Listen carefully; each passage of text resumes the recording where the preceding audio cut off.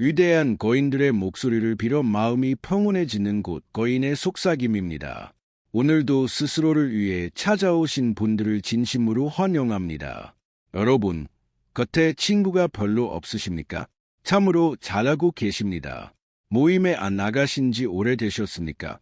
진심으로 축하를 드립니다. 우리는 아주 어린 시절부터 친구는 인생의 소중한 보물이라고 기가 따갑도록 배워왔습니다. 그러나 우리가 수십 년의 세월을 직접 살아오며 마주한 실제 인생은 교과서의 가르침과 완전히 달랐습니다. 나이가 들수록 인간관계는 오히려 내 어깨를 짓누르는 무거운 짐이 되는 경우가 훨씬 많았습니다. 평생 친구라는 이름 아래에서 말 못할 상처를 받고 억지로 가면을 쓴 채 버텨오시지는 않으셨습니까? 이제는 그 거추장스러운 관계의 짐을 모두 내려 놓으셔도 괜찮습니다. 지금 여러분의 머릿속에 가장 먼저 떠오르는 생각은 무엇입니까? 이제는 부질없는 모임들이 떠오르신다면 나는 더 이상 의미 없는 모임에 가지 않겠다고 나를 위해 적어 보십시오.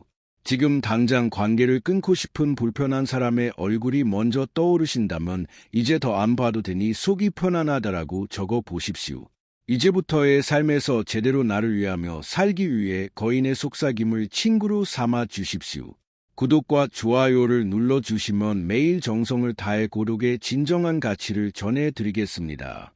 독일의 철학자 쇼펜하우어가 평생을 바쳤대다른 인간관계의 거대한 비밀 속으로 지금 함께 걸어가 보시겠습니다. 제1장 친구라는 무거운 가시를 이제는 내려두십시오. 수십 년의 세월을 정신없이 달려오며 문득 뒤를 돌아보았을 때 내 곁에 진정한 친구가 몇 명이나 남아있는지 가만히 헤아려 보신 적이 있으십니까?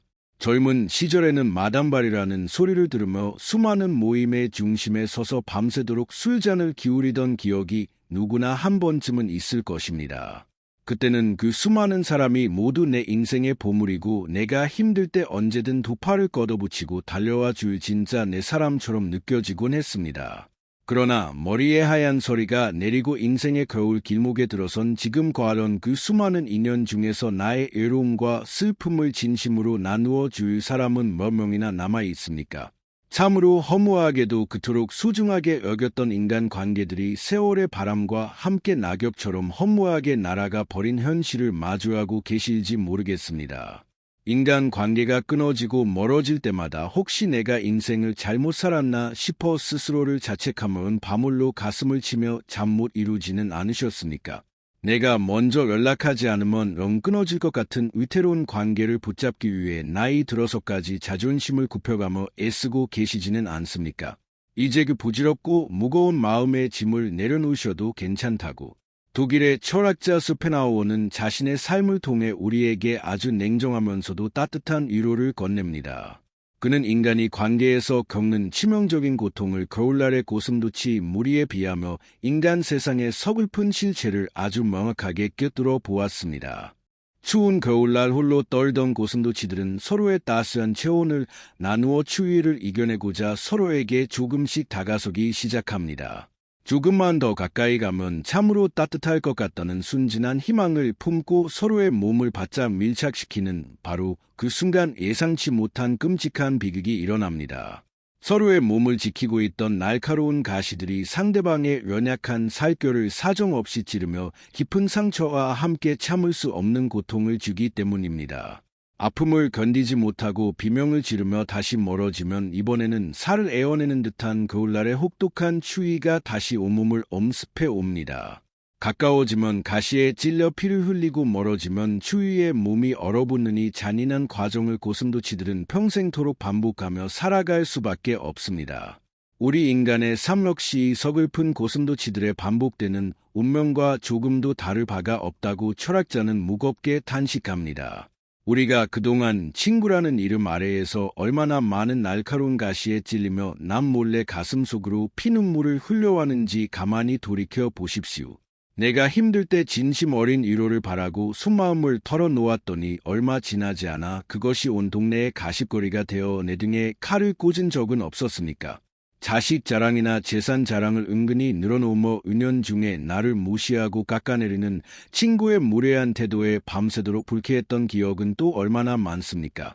오랜 세월 예의를 지켰다고 믿었던 인연이 고작 작은 돈 문제나 사소한 이건 앞에서 놀라울 정도로 차갑고 잔인하게 돌변하는 모습도 보셨을 것입니다. 그때마다 우리는 타인의 번덕스러움에 깊은 배신감을 느끼며 세상에 믿을 사람 하나 없다는 생각에 커다란 절망에 빠지곤 합니다. 하지만 현대 심리학과 뇌과학은 이러한 인간의 이기적인 행동이 그 사람의 품성이 유독해서가 아니라 인간의 뇌가 생존을 위해 설계된 방식 때문이라고 설명합니다. 인간의 뇌는 본능적으로 자신의 생존과 이익을 최우선으로 추구하도록 수만 년 동안 지마해왔기에 타인의 고통보다 나의 안을 먼저 챙기기 마련입니다. 내가 타인에게 베푼 호의를 상대방은 고마워하기는커녕 당연한 권리로 여기기 시작하는 것도 내가 편안함에 빠르게 적응하는 호르몬의 작용 때문입니다. 처음 호의를 받으면 감격하지만 그것이 두 번, 세 번 반복되면 이를 일상적인 환경으로 인식하여 고마움을 망각하고 더 큰 자극을 요구하게 됩니다. 이러한 인간의 근원적인 한계를 깨닫지 못하고 타인에게 지나치게 큰 기대를 품는 순간 우리의 불행은 걷잡을 수 없이 시작되는 것입니다. 내가 이만큼 베풀었으니 상대방도 나에게 이만큼은 해주겠지라는 순진한 기대야말로 내 영혼을 갉아먹는 가장 위험한 착각입니다. 타인이 내 마음과 같기를 바라는 그 간절한 마음이 결국에는 깊은 실망과 원망으로 바뀌어 내 가슴에 더 큰 가시가 되어 바뿐입니다. 그러므로 나이가 들수록 인간관계의 밀도를 억지로 유지하려 애쓰는 행동은 내 남은 인생의 소중한 에너지를 낭비하는 가장 어리석은 일입니다. 나를 아프게 하고 내 마음의 평화를 깨뜨리는 관계라면 아무리 오랜 세월을 함께한 인연이라 할지라도 과연 계속 유지해야 할 이유가 있을까요?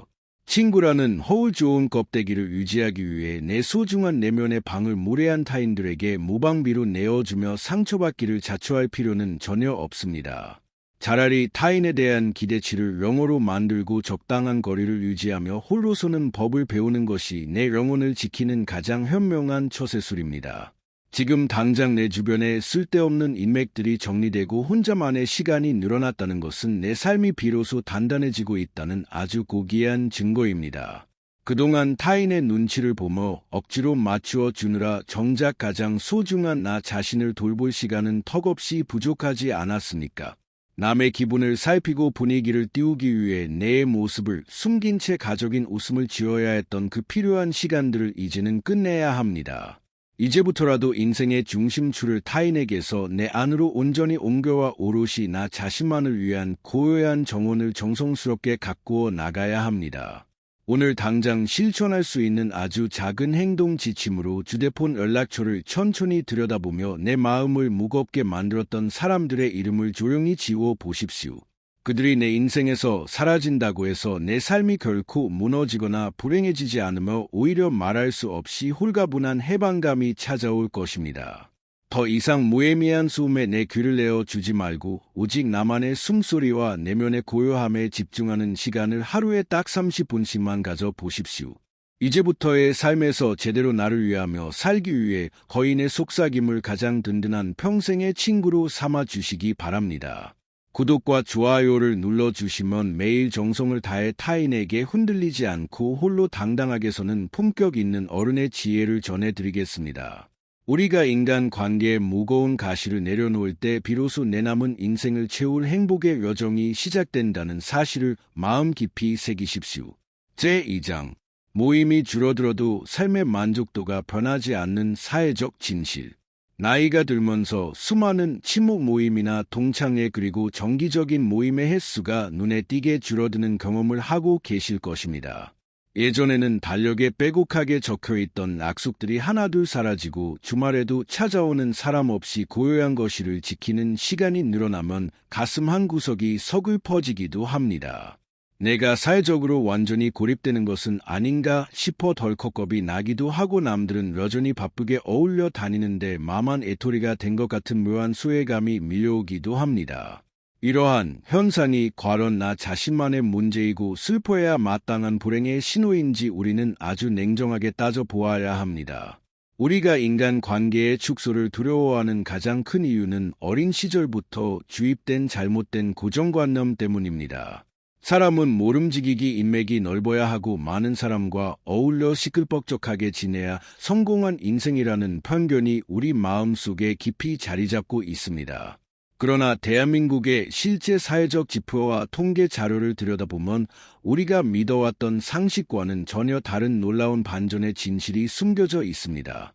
보건복지부에서 정기적으로 실시하는 전국 노인 실태 조사 결과를 가만히 살펴보면 매우 흥미로운 대목을 발견할 수 있습니다.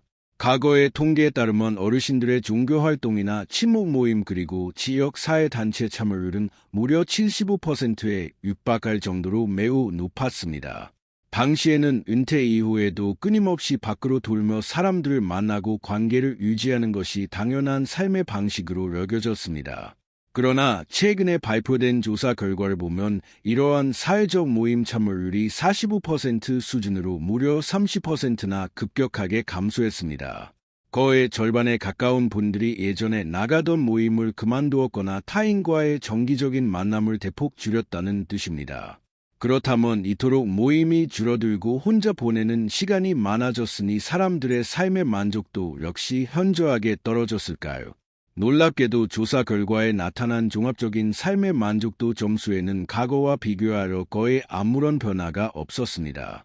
모임의 숫자가 30%나 증발해 버렸음에도 불구하고 사람들이 느끼는 일상의 행복감은 조금도 줄어들지 않았다는 사실입니다. 이 객관적인 통계가 우리에게 운변하는 진정한 메시지가 무엇이겠습니까? 수많은 사람과 어울려 다니며 돈과 시간을 쓰는 행위가 우리의 내면을 채워주는 필수 조건이 전혀 아니라는 점을 우리 사회가 스스로 증명해 보이셈입니다.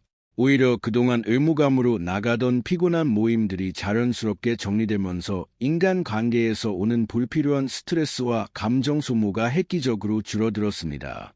우리가 흔히 행복해지기 위해 참석했던 모임의 실상을 가만히 복기해 보십시오. 오랜만에 만난 친구들과의 대화 속에는 순수한 우정 대신 은근한 시기와 질투 그리고 자식 자랑과 재산 비교가 가득 차 있지 않았습니까? 누구 집 자식이 대기업에 취업했다는 소리나 어느 친구가 땅을 사서 큰돈을 벌었다는 이야기를 듣고 오면 괜히 내 처지가 초라해 보이고 속이 쓰였던 적이 한두 번이 아닐 것입니다. 결국 기분 전환을 하러 나갔던 모임이 도리어 내 마음의 평화를 깨뜨리고 돌아오는 길을 무겁게 만드는 주범이었던 셈입니다. 이러한 마음의 상처와 피로감을 현대 심리학에서는 인간의 사회적 비교, 이론으로 명쾌하게 규명하고 있습니다. 인간은 본능적으로 자신과 가까운 집단 속의 사람들과 끊임없이 서로를 먹이고 비교하며 자신의 가치를 확인하려는 고약한 습성을 지니고 있습니다. 그렇기 때문에 아무리 친한 친구 사이라 할지라도 상대방의 압도적인 성공 앞에서는 진심 어린 축하 대신 유한 패배감과 질투를 느끼는 것이 인간의 피할 수 없는 취약성입니다. 우리가 모임을 줄이고 타인과의 접촉면을 좁혀갈 때 이러한 파괴적인 비교의 사슬에서 비로소 해방될 수 있습니다. 타인의 화려한 겉모습에 나를 대조하며 스스로를 괴롭히던 어리석은 굴레를 비로소 벗어 던지게 되는 것입니다. 모임이 사라진 자리에 찾아오는 고요함은 내 인생을 망가뜨리는 외로움이 아니라 영혼을 단단하게 살지우는 축한 담비와도 같습니다. 이제 여러분의 소중한 일상을 방해하는 가짜 인연들에게 낭비했던 에너지를 오롯이 나 자신에게 집중해 보십시오. 여기서 잠시 여러분의 소중한 인생 후반전을 더욱 풍요롭고 단단하게 만들어줄 거인의 속삭임을 평생의 동반자로 삼아 보시는 것은 어떨까요? 지금 화면 아래의 구독과 좋아요를 조용히 눌러주시면 타인의 시선에서 벗어나 내 삶의 진짜 주인이 되는 고귀한 이문학적 지혜를 매일 정성을 다해 배달해드리겠습니다. 철학자 쇼펜하우어 역시 군중 속에서 얻는 일시적인 즐거움보다 홀로 서는 고독의 가치가 훨씬 우월하다고 청생을 외쳤습니다. 그는 인간이 느끼는 불행의 대부분이 혼자 있을 수 없는 무능력에서 비롯된다고 아주 날카롭게 꼬집었습니다. 내면이 텅 비어있고 스스로를 채울 수 없는 사람일수록 자꾸만 시끄러운 모임을 찾아다니며 타인의 인정이라는 가짜 영양분을 구걸하게 됩니다. 그러나 내 안의 밭을 기름지게 가꾸고 정신적인 풍요를 누리는 현명한 어른은 굳이 바깥에서 썩은 물을 구하러 다니지 않습니다.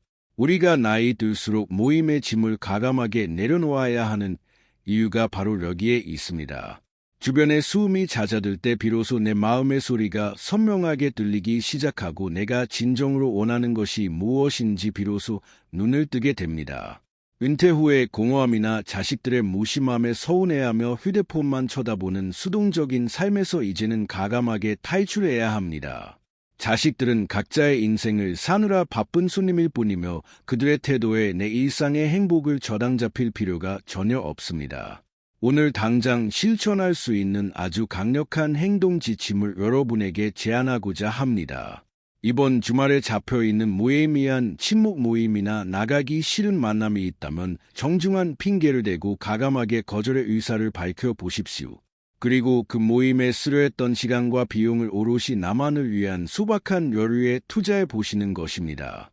평소에 망설였던 좋은 음식을 나에게 대접하거나 조용한 방에 앉아 좋아하는 책을 읽으며 고독의 부드러운 촉감을 온전히 누려보십시오. 모임에서 돌아올 때 느꼈던 특유의 호함 대신 내면이 묵직하게 차오르는 신비로운 만족감을 분명히 경험하시게 될 것입니다. 나이 들수록 친구가 줄어드는 것은 삶이 초라해지는 과정이 아니라 내 인생의 불순물들이 깨끗하게 걸러지는 거룩한 정화의 시간입니다. 타인의 시선이라는 감옥에서 걸어나와 고독이라는 광활한 자유를 마음껏 누리는 품격 있는 인생을 당당하게 시작하십시오. 인간의 신체 내부에는 세로토닌이라는 행복 호르몬이 분비되는 데에는 시끄러운 소동 속이 아니라 잔잔한 평화 속에서 가장 활성화된다고 과학자들은 말합니다. 억지로 웃어줘야 하는 자리에서 내는 스트레스 호르몬인 코르티솔을 뿜어내며 우리 몸을 서서히 망가뜨리고 있었던 것입니다. 우리가 그동안 얼마나 많은 코르티솔을 마시며 모임의 자리를 지켜왔는지 가만히 가슴에 손을 얹고 반성해 보아야 합니다. 몸이 피곤하다고 아우성을 치는데도 의리라는 허울 좋은 부적을 붙잡고 몸을 혹사해 오지는 않으셨습니까? 이제는 그 아우성을 외면하지 마시고 내 몸과 마음이 진정으로 편안해하는 고련한 거실로 돌아와 나만의 시간을 품에 안으십시오. 내 주변의 인맥이 얇아진다고 해서 세상이 무너지거나 큰일이 나지 않는다는 것을 매일 아침 눈을 뜨며 직접 확인해 보시기 바랍니다.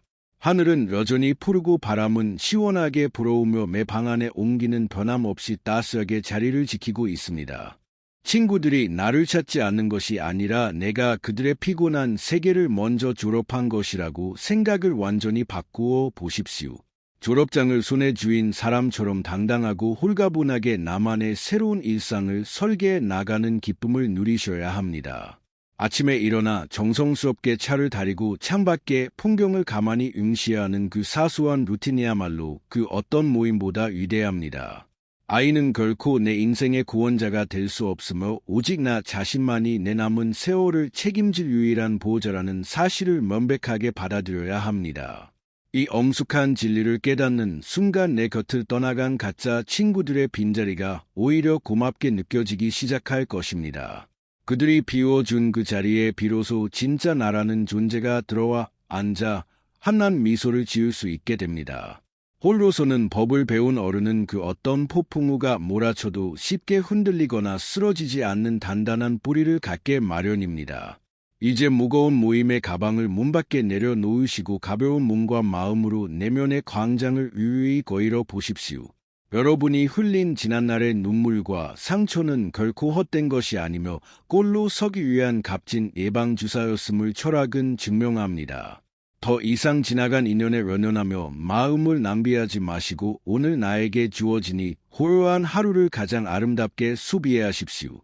나만의 속도로 걷고 나만의 취향으로 채워가는 일상이야말로 세상에서 가장 품격 있고 호화로운 삶의 형태입니다.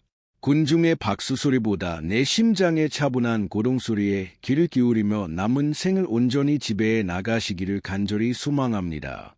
고독은 신이 우리에게 내린 형벌이 아니라 가짜 세상에서 나를 구출해내기 위해 보내준 가장 귀한 열쇠입니다. 그 열쇠를 쥐고 진정한 자유의 문을 열어젖히는 주인공은 바로 거울 속에 있는 당당한 여러분 자신입니다. 제3장 쇼펜하우어가 베를린 대학 강의실에서 깨달은 군중의 허무함. 우리는 인생의 후반전에 접어들면서 군중 속에 섞여 있을 때 오히려 더 큰 소외감과 허무함을 느끼는 기묘한 경험을 자주 하게 됩니다. 수많은 사람이 모여서 소리 높여 웃고 떠드는 연말 모임이나 잔치집 한가운데에 앉아 있으면서도 문득 마음 한 구석이 서늘해지는 기분을 느껴보신 적이 있으십니까?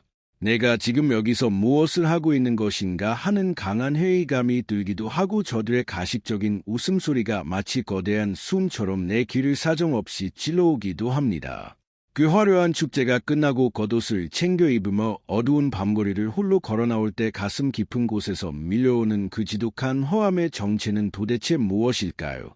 그것은 내가 진정으로 원해서 그 자리에 있었던 것이 아니라 군중이라는 거대한 파도에 휩쓸려 내 소중한 영혼을 잠시 잃어버렸기 때문에 찾아오는 내면의 경고 신호입니다. 이러한 인간 세상의 잔인하고도 험무한 실체를 젊은 시절에 온몸으로 겪으며 철저한 고독의 길을 선택한 위대한 철학자가 바로 독일의 쇼펜하우어입니다. 그의 인생에서 가장 결정적인 전환점이 되었던 베를린 대학 시절의 유명한 일화를 가만히 들여다보면 우리가 옛사람들에게 그토록 집착하지 말아야 하는지 그 명확한 답을 찾을 수 있습니다. 당시 베를린 대학에는 당대 최고의 인기를 누리며 온 세상의 찬사를 한몸에 받던 철학자 헤겔이 조수 자리에 앉아 있었습니다. 그의 강의실내는 언제나 수백 명의 학생이 인산일을 이루었고 그의 말 한마디에 세상이 들썩일 정도로 권세가 대단했습니다. 정고팩이 넘쳤던 쇼펜하우어는 인간들의 맹목적인 추종과 군중 심리를 비판하며 자신의 철학적 신념을 세상에 당당하게 증명해 보이고 싶었습니다. 그는 아주 대담하게도 헤겔이 강해야 하는 바로 그 똑같은 요일과 똑같은 시간에 자신의 전공 강의를 개설하는 정면 승부를 던졌습니다. 세상 사람들의 이성이 올바르게 작동한다면 진짜 진리를 담은 자신의 목소리에 귀를 기울여 줄 것이라는 일말의 기대를 품었던 모양입니다. 드디어 첫 강의 시간이 다가왔고 쇼펜하우어는 깊은 긴장감과 기대를 안고 강의실 문을 활짝 열어져 있습니다. 결과는 어땠을까요? 헤겔의 강의실에는 발디딜도 없이 학생들이 구름처럼 몰려들었지만 쇼펜하우어의 강의실에는 고작 두세 명의 학생만이 덩그러니 앉아 있었을 뿐입니다. 텅 빈 강의실의 차가운 점막 속에서 그는 인간이라는 존재들이 얼마나 주관 없이 대세를 따르고 거포장에만 열광하는지 뻐저리게 깨달았습니다. 이 처절하고도 굴욕적인 사건 이후로 쇼펜하우어는 인간 무리에 대한 모든 미련과 기대를 단 한 조각도 남기지 않고 완전히 접어버렸습니다. 그는 인간의 번덕스러움과 이기심을 철저하게 깨달았고 평생 동안 사람들 곁에 머무는 허무한 일을 깨끗하게 포기하기로 결심했습니다. 그는 베를린을 떠나 프랑크푸르트의 조용한 거처로 자리를 옮긴 후 죽는 날까지 철저하게 혼자만의 성벽을 쌓고 살았습니다. 사람들과 섞여서 감정을 낭비하는 대신에 흰색 푸들 강아지를 유일한 가족이자 평생의 동반자로 삼아 매일 똑같은 시간에 묵묵히 산책을 즐겼습니다. 사람에게 상처받고 배신당하며 영혼을 갉아먹히는 비극을 겪는 대신에 말 없는 동물과 고독을 선택하여 자신의 철학을 완성해 나간 것입니다. 우리는 이 철학자의 단호한 선택을 보며 오늘날 우리의 삶을 흔들어 놓는 인간관계의 소동들을 다시금 냉정하게 돌아보아야 합니다. 명절날 오랜만에 찾아온 자식들이 각자 휴대폰만 쳐다보며 무심하게 대할 때 밀려오는 서운함에 가슴을 태우고 계시지는 않습니까? 평생을 바쳐 일했던 직장에서 은퇴한 후 한때 형님 아우하며 지내던 동료들의 연락이 뚝 끊겨 버린 현실의 깊은 배신감을 느끼고 계시지는 않습니까? 쇼펜하우어는 그러한 인간들의 태도 변화가 결코 이상한 일이 아니며 그것이 바로 인간이라는 동물이 가진 아주 자연스러운 본성이라고 말합니다. 인간은 원래 자기 자신의 이익과 안위가 걸려있지 않으면 타인에게 눈길조차 주지 않는 철저하게 계산적인 존재라는 뜻입니다.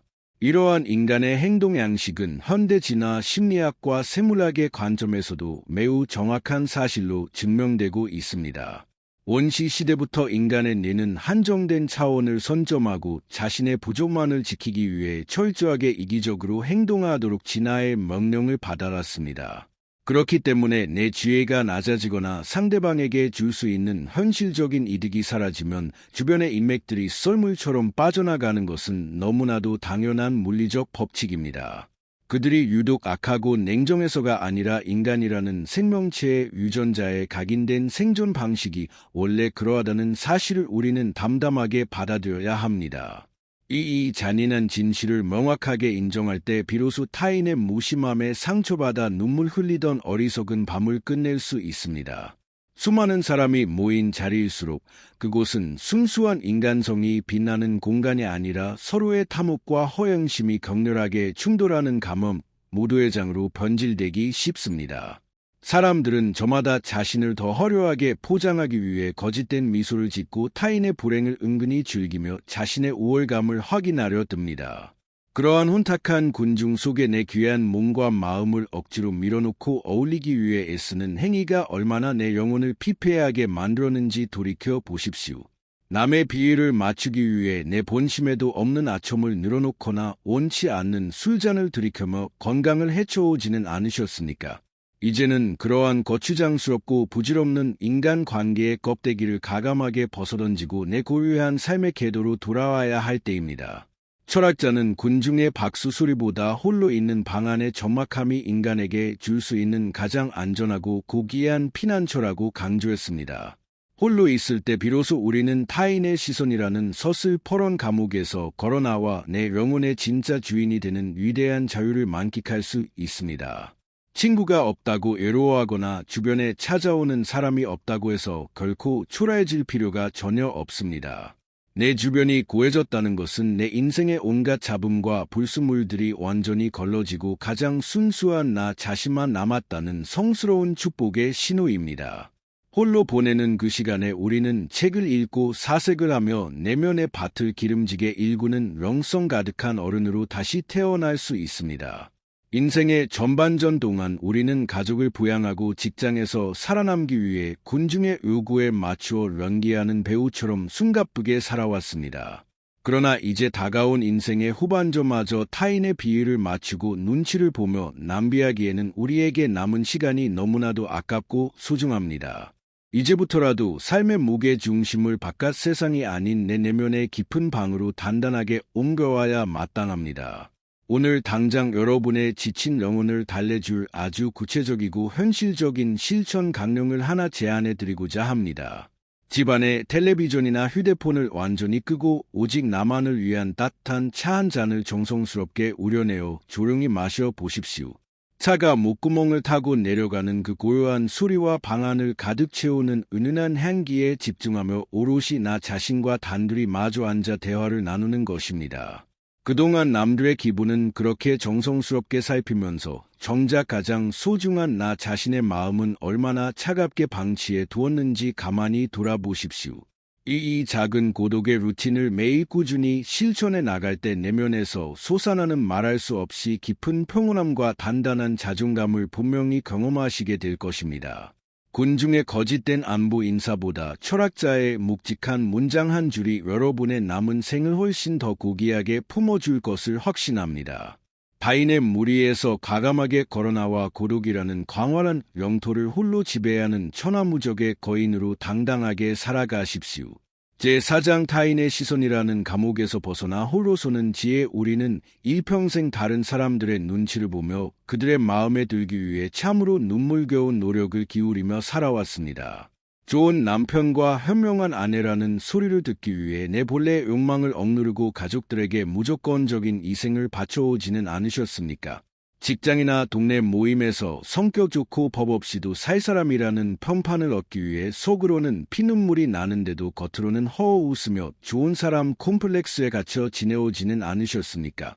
그렇게 수십 년의 세월 동안 타인의 시선이라는 눈에 보이지 않는 거대한 감옥에 갇혀 정작 내 영혼은 단 한 번도 자유롭게 숨쉬지 못하게 만들었던 서글픈 나날들이었습니다.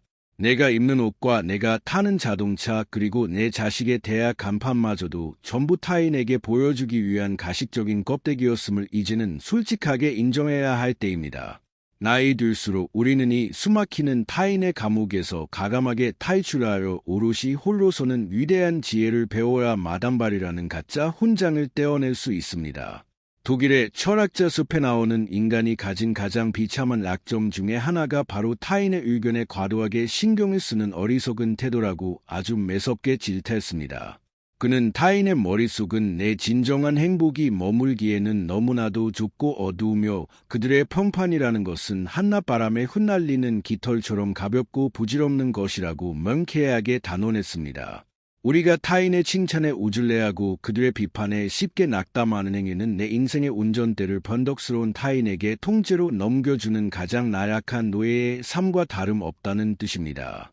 철학자는 인간이 타인의 시선에서 완전히 벗어나는 순간을 가리켜가면 무도회가 끝난 뒤에 엄숙한 정적이라고 아주 아름답게 표현했습니다. 젊은 시절에 우리는 사회라는 거대한 무대 위에서 저마다 화려하고 번쩍이는 가면을 쓴 채 상대방의 비위를 맞추고 내 본 모습을 감추느라 정신없이 연기를 해왔던 배우들이었습니다. 돈을 더 많이 벌어야 한다는 탐욕의 가면과 남들보다 더 높은 자리에 올라야 한다는 명예욕의 가면을 쓰고 서로를 시기하고 질투하며 피로한 춤을 추었던 것입니다. 그러나 세월이 흘러 노년이라는 축제의 시간이 저물고 마침내 그 무겁고 답답했던 가면들을 하나씩 벗어던질 수 있는 고요한 밤이 찾아왔습니다. 가면에 가려져 숨막혔던 맨 얼굴을 드러내고 차가운 새벽 공기를 마시는 순간 비로소 인간은 온전한 평화와 해방감을 느끼게 마련입니다.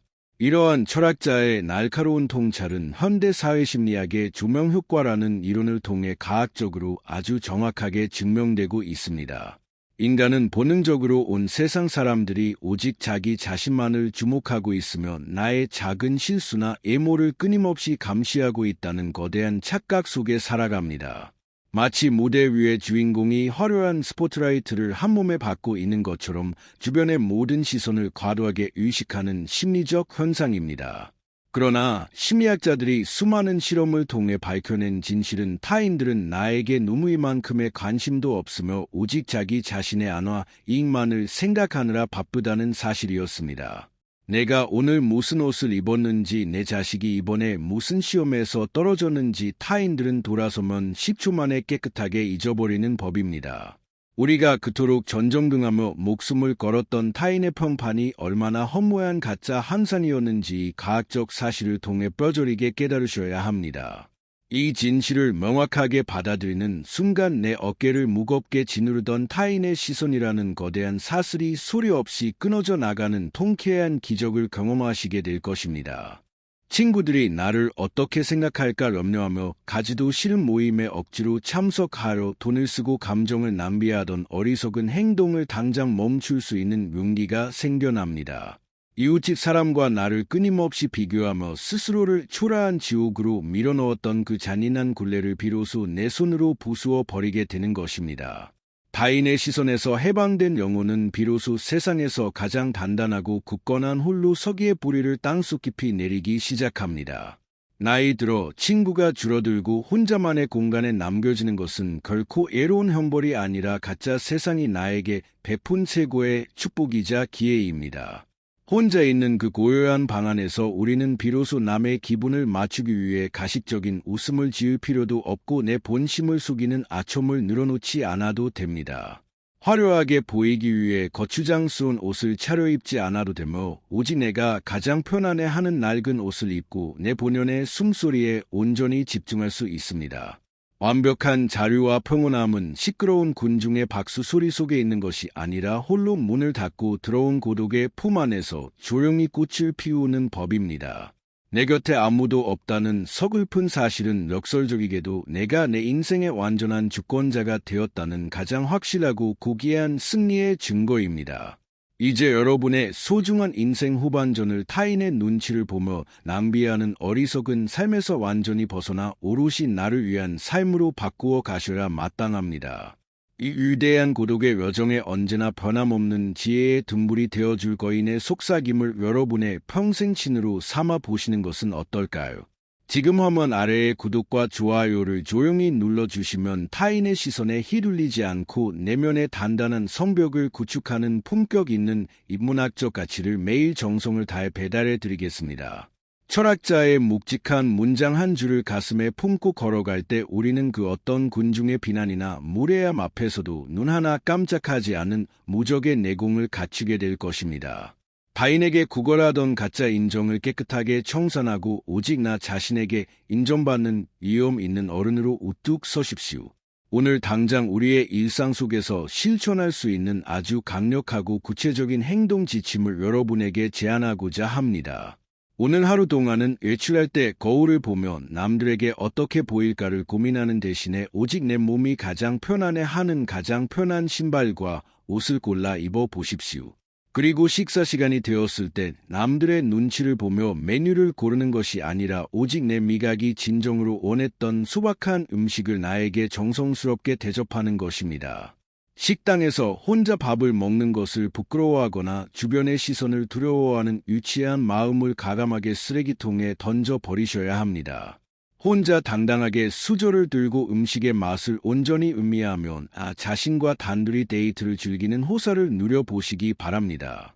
집으로 돌아오는 길에는 휴대폰의 알림 소리를 완전히 차단하고 길가에 피어난 이름모를 들거나 푸른 나무집의 움직임을 가만히 응시해 보십시오. 세상의 모든 소음이 차단되고 오직 나와 자연만이 교감하는 그 찰나의 순간에 내면에서 솟아나는 형용할 수 없는 깊은 평화가 차오를 것입니다. 타인은 결코 내 인생의 구원자가 될 수 없으며 오직 나 자신만이 내 남은 세월을 책임질 유일한 돈번자라는 사실을 명백하게 가슴에 새기십시오. 이 엄숙한 진리를 깨닫는 순간 내 곁을 떠나간 가짜 친구들의 빈자리가 오히려 말할 수 없이 고맙고 굴가분하게 느껴지기 시작할 것입니다.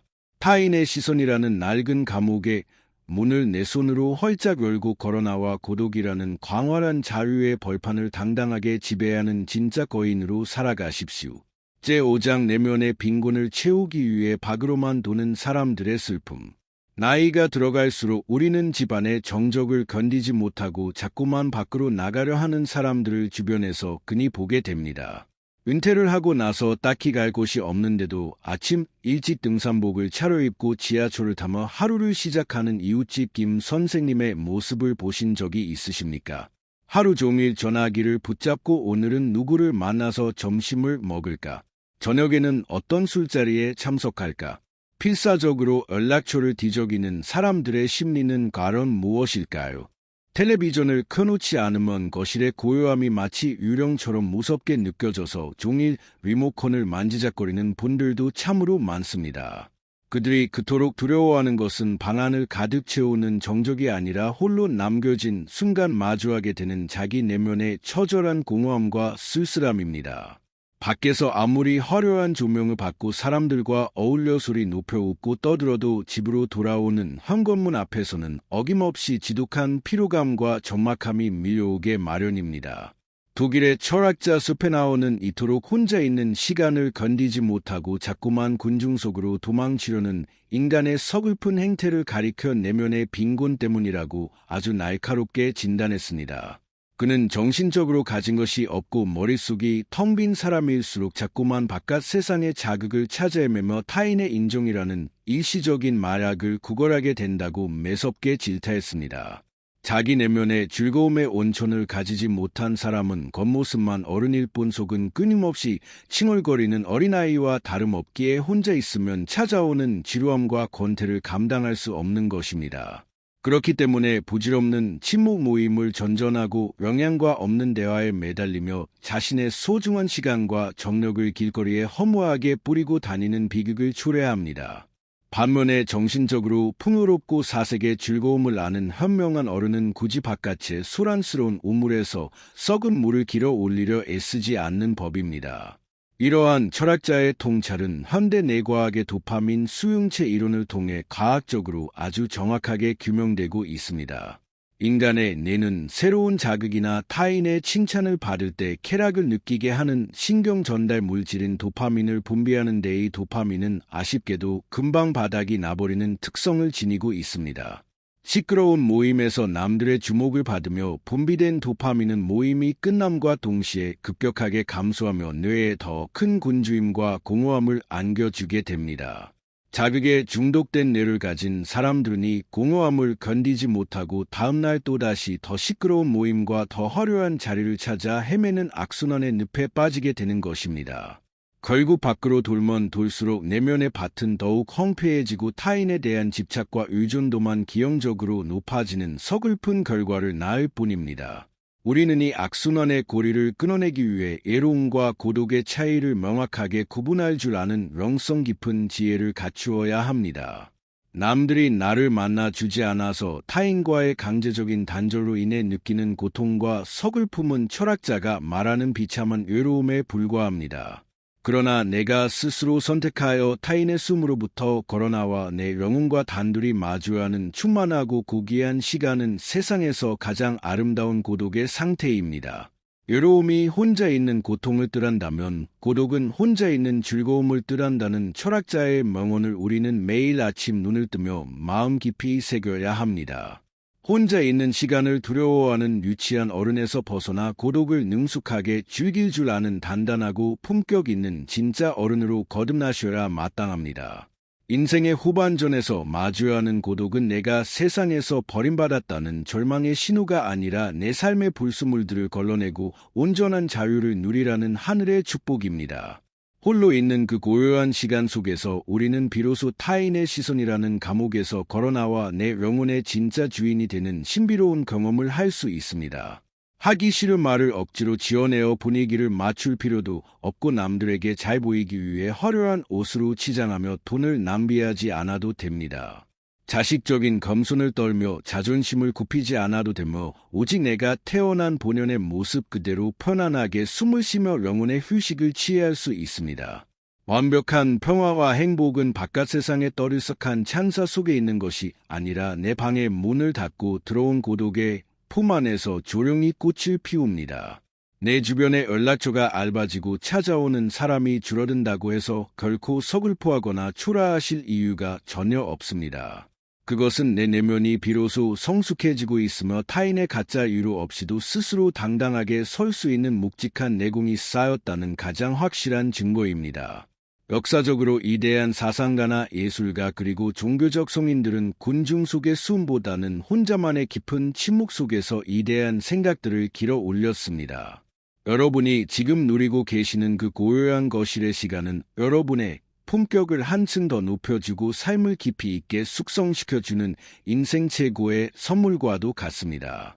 혼자 밥을 먹고 혼자 산책을 하며 혼자만의 사세에 잠기는 것을 두려워하지 않는 강인한 정신을 소유하셔야 합니다. 오늘 당장 내 삶의 현장에서 실천할 수 있는 아주 구체적이고 현실적인 행동 지침을 여러분에게 제안하고자 합니다. 매일 오후가 되면 텔레비전과 스마트폰을 완전히 꺼두고 거실의 창문을 활짝 열어 조용한 바람소리에 귀를 기울여 보십시오. 그리고 아무런 목적 없이 오직 내 발걸음의 감각에만 집중하며 동네 공원을 딱 30분 동안 홀로 천천히 산책해 보시는 것입니다. 길가에 피어난 풀 한 포기와 하늘의 구름을 가만히 응시하며 내면에서 들려오는 진솔한 목소리에 귀를 기울여 보시기 바랍니다. 이 작은 고독의 루틴을 꾸준히 실천해 나갈 때 바깥 세상의 그 어떤 소동에도 흔들리지 않는 천하무적의 단단한 자존감이 내 안에 굳건하게 자리 잡을 것입니다. 타인의 무리에서 과감하게 탈출하러 고독이라는 광활한 자유의 영토를 홀로 지배하는 위험 있는 거인으로 당당하게 살아가십시오. 생각해보면 우리가 그동안 밖으로 돌며 만났던 수많은 인연 중에서 과연 내 영혼의 공주임을 진심으로 채워준 사람이 단 한 명이라도 있었는지 냉정하게 돌아보아야 합니다. 그들은 그저 자신들의 지루함을 달래기 위해 나를 이용했거나 자신들의 허용심을 채우기 위한 관객으로 나를 앉혀두었을 뿐입니다. 그런 부지없는 자리에 내 귀한 시간과 에너지를 바치며 정작 가장 소중한 나 자신과의 대화는 얼마나 수월히 해왔는지 반성해야 합니다. 내가 내 안의 밭을 기름지게 가꾸지 않으면 세상 그 어떤 귀한 사람을 만나도 내 안의 공허함은 결코 채워지지 않는 법입니다. 이제는 외부로 향했던 시선의 안테나를 완전히 꺾어 내면의 가장 깊은 방으로 안착시켜야 할 엄숙한 시간입니다. 나이 들매 아름다움은 나무집을 다 떨구고 찬바람 속에 홀로 선 겨울나무처럼 거추장스러운 것들을 다 버리고 본연의 기둥으로 서는 데 있습니다. 겨울나무가 겉으로는 외롭고 쓸쓸해 보일지 몰라도 땅속 깊은 곳에서는 다가올 봄을 위해 그 어느 때보다 깊고 튼튼하게 뿌리를 내리고 있습니다. 우리 역시 주변의 가짜 관계들을 깨끗하게 정리하고 홀로서는 법을 배울 때 인생의 그 어떤 폭풍우 앞에서도 결코 쓰러지지 않는 무적의 내공을 갖추게 됩니다. 내 곁에 아무도 없다는 사실에 슬퍼하지 마시고 비열하고 계산적인 인간들이 다 사라진 자리에 남은 고귀한 나 자신을 향해 뜨거운 박수를 보내십시오. 홀로서는 자가 세상의 진짜 주인이며 그 고독의 끝에서 비로소 진정한 영혼의 자유가 완성된다는 사실을 명백하게 가슴에 새기시기 바랍니다. 여러분, 오늘 우리는 친구라는 존재의 변화와 인생의 무게에 대해 이야기 나누어 보았습니다. 우정과 친구가 목숨보다 귀했던 시절을 지나 이제 고독 속의 나와의 대화를 더 깊이 나누어야 할 때입니다. 여러분이 스스로의 인생에서 거인이 되어 여러분과의 대화와 우정을 돈독히 하시기 바랍니다. 저는 쇼펜하우어의 다음 이야기로 여러분을 찾아뵙겠습니다. 감사합니다.